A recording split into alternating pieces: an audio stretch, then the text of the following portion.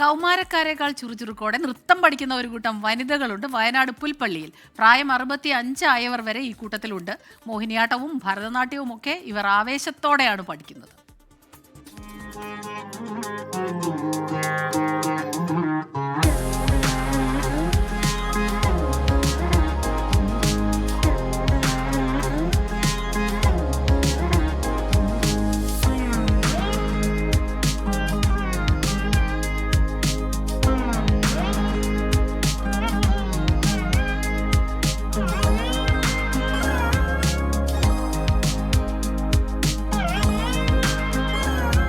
കലാമണ്ഡലം റസി ഷാജിദാസിന്റെ കീഴിലെ ചിലങ്ക നൃത്തകലാക്ഷേത്രത്തിൽ കഠിന പരിശീലനത്തിലാണ് പ്രായം 65ലേക്ക് അടുത്ത സതി.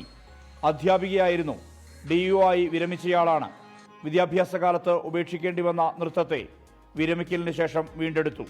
ഇത് രണ്ടാം കൗമാരം. ചെറുപ്പത്തിൽ ഞാൻ ഹൈസ്കൂൾ വരെ ഞാൻ കളിക്കുമായിരുന്നു. കുറച്ച് പഠിച്ചിട്ടുണ്ടായിരുന്നു. പിന്നെ അങ്ങ് നിന്നുപോയി. കോളേജ് കാലത്തിലും ഒക്കെ അങ്ങ് നിന്നുപോയി. അരങ്ങേറ്റം ഞങ്ങൾ മോഹിനിയാട്ടമാണ് ആദ്യം പഠിച്ചത്.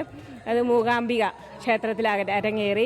പിന്നീട് ഗുരുവായൂരമ്പലത്തിൽ ഒരു സമർപ്പണം ഉണ്ടായിരുന്നു. പിന്നെ പല ക്ഷേത്രങ്ങളായി അങ്ങനെ 10 സ്റ്റേജുകൾ ഞങ്ങൾ പെർഫോം ചെയ്തു. ടീച്ചർ ഞങ്ങളെ ഒരുക്കി തന്നു. അങ്ങനെ മുണ്ടൻകുറ്റിക്കുന്ന് സർക്കാർ സ്കൂൾ പ്രധാനാധ്യാപികയായ ആഷ 54 വയസ്സിലാണ് നൃത്ത പഠനത്തിന് എത്തിയത്.